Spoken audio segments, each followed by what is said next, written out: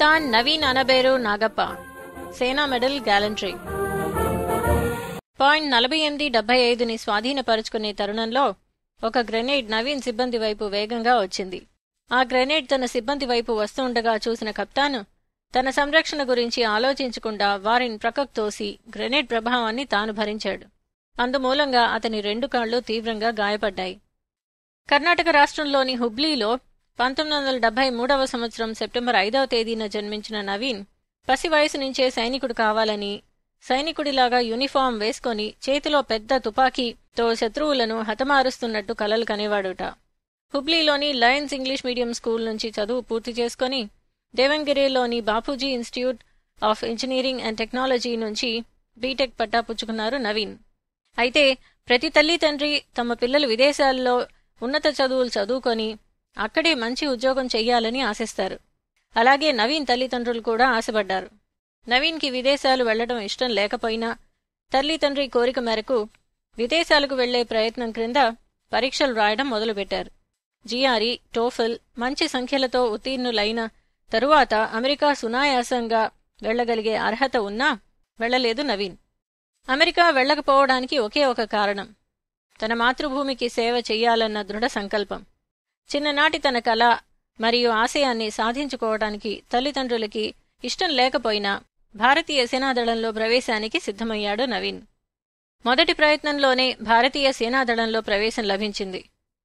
డెహ్రాడూన్లోని Indian military అకాడమీలో 1 సంవత్సరం పాటు కఠినమైన శిక్షణ పూర్తయ్యాక 13వ బెటాలియన్ జమ్మూ కాశ్మీర్ రైఫిల్స్లో 1998వ సంవత్సరం డిసెంబర్ 12వ తేదీన బాధ్యత స్వీకరించారు నవీన్. కొన్ని నెలల తరువాత సెలవు తీసుకుని తల్లి తండ్రిని చూడటానికి హుబ్లీ వెళ్లారు కప్తాన్ నవీన్. 1999వ సంవత్సరం మే నెలలో కార్గిల్ యుద్ధం మొదలైంది.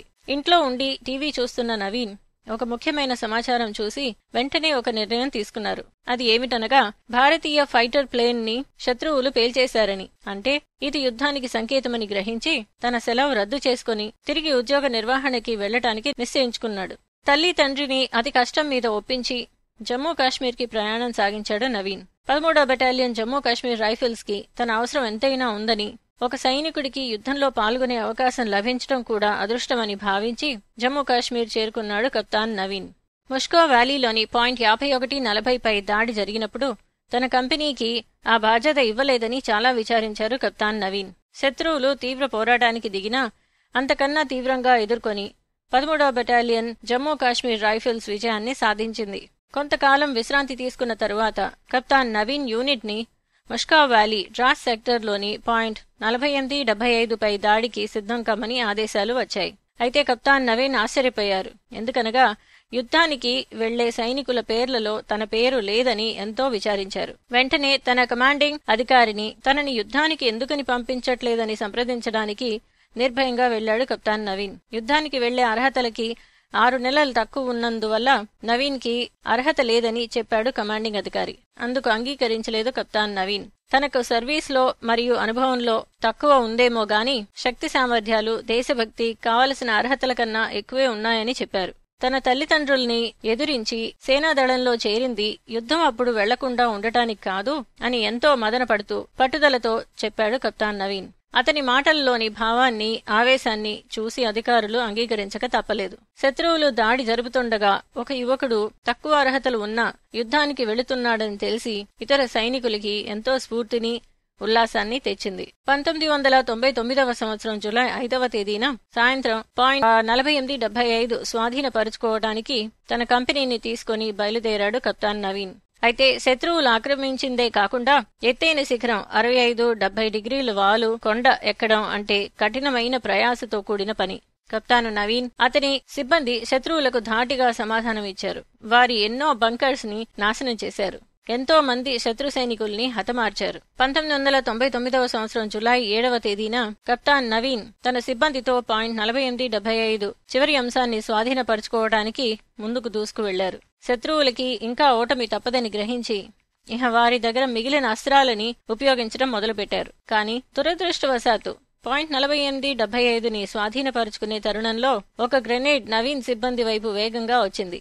ఆ గ్రెనేడ్ తన సిబ్బంది వైపు వస్తుండగా చూసిన కప్తాను తన సంరక్షణ గురించి ఆలోచించకుండా వారిని ప్రక్కకు తోసి గ్రెనేడ్ ప్రభావాన్ని తాను భరించాడు. అందుమూలంగా అతని 2 కాళ్లు తీవ్రంగా గాయపడ్డాయి. రక్తం ధారగా కారుతుండగా ప్రాణాలు కాపాడుకోవడం కోసం 20 నుంచి 30 మీటర్లకి క్రిందికి పాక్కుంటూ కొండల మధ్య ఆశ్రయం తీసుకునే ప్రయత్నం చేస్తున్నాడు కప్తాన్ నవీన్. అతని సిబ్బంది వచ్చి తనకు సహాయం చేసినా వాళ్లకి ప్రాణాపాయం అని ఎవరినీ దగ్గరకు రానియలేదు. అలా పాక్కుంటూ క్రిందికి వచ్చిన కప్తానుకి ప్రథమ చికిత్స చెయ్యడానికి కాళ్లకి ఉన్న బూట్లు తీయగా బూట్ల నిండా రక్తం నిండి ఉంది. బోర్లించగా తెల్లటి ఇసుక నేల అంతా రక్తపు రంగులో ఎర్రగా మారిపోయింది. కప్తాను ప్రాణాలు కాపాడటానికి ప్రయత్నిస్తూ ఒక సైనికుడు తన భుజంపై ఎత్తుకొని ఒక పోస్ట్ నుంచి ఇంకో పోస్టుకి పరిగెడుతున్నాడట. ఎందుకనగా శత్రువులు వీళ్లకి హాని చెయ్యడానికి కాల్పులు జరుపుతున్నారట.